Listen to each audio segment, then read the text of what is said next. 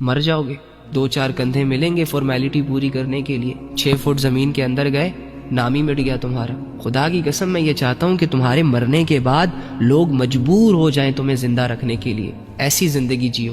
اور یہ تبھی ممکن ہوگا کہ جب تم اپنا تعلق اس سے جوڑو گے۔ یہ قرآن صرف 10-20 لوگوں کے لیے نہیں اترا کہ وہی اسے پڑھیں گے، وہی اسے سمجھیں گے اور وہ ہدایت پا کر مر جائیں گے اور جنت میں چلے جائیں گے۔ ارے بھائی ساری انسانیت کے لیے اترا ہے۔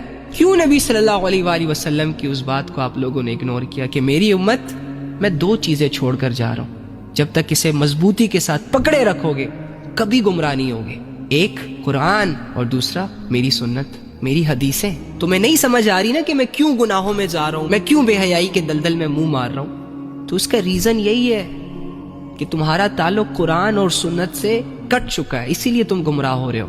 جس کا تعلق قرآن اور سنت سے ڈیلی بیسس پہ جڑا ہوا ہے وہ نہیں ہے گمراہ، وہ غلطیاں کرتا ہے لیکن غلطیوں کے بعد اپنی اصلاح بھی کرتا ہے، ابھی بھی کچھ نہیں بگڑا۔ اگر میں اور تم اس قرآن کو سمجھنا سٹارٹ کرتے ہیں، اس کے حلال کو حلال جانے، حرام کو حرام جانے اور اپنی زندگی ویسے گزارے جیسے کہ اللہ، رسول اور قرآن چاہتا ہے، تو واللہ بھلے پوری دنیا شرک میں، کفر میں، زنا میں ڈوب جائے، ہماری حفاظت کرے گا اللہ رب العزت۔ تو میرے بھائی اور میری بہن، جتنی تم نے غفلت کرنی تھی نا کر لی، اور اس غفلت نے تمہیں کوئی فائدہ نہیں دیا، الٹا تمہیں نقصان دیا۔ تو اس رب سے کیوں نہ محبت کی جائے جو ہمارے اتنے بڑے بڑے گناہ، جس کو کرنے کے بعد ہم ہی نے اپنے گناہوں پر یہ ٹیگ لگایا کہ یہ معاف نہیں ہوگا، وہ بھی معاف کر دے گا۔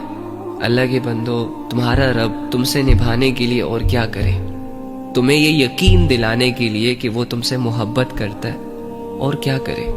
تمہیں یہ بھروسہ دلانے کے لیے کہ وہ تمہارے ساتھ کھڑا ہے، وہ تمہیں چھوڑ کے نہیں جائے گا، وہ تمہیں سمجھتا ہے۔ وہ کون سا معجزہ دکھائے تمہیں جس سے تمہیں یہ احساس ہو جائے کہ تمہارا کوئی رب ہے جس کی تم پر نظر ہے، اور تم اسے اپنا سمجھ لو، تم اسے سب کچھ مان لو، اور تم باقی کی زندگی اس کے لیے جینا سٹارٹ کر دو۔ بس کر دو یار، ان لوگوں نے تو تمہیں کھلونا بنایا ہوا ہے، یوز کرتے ہیں چھوڑ دیتے ہیں، ٹیسٹ کرتے ہیں، پسند آؤ تو کھاتے رہتے ہیں، پسند نہ آؤ نا تو چھوڑ دیتے ہیں۔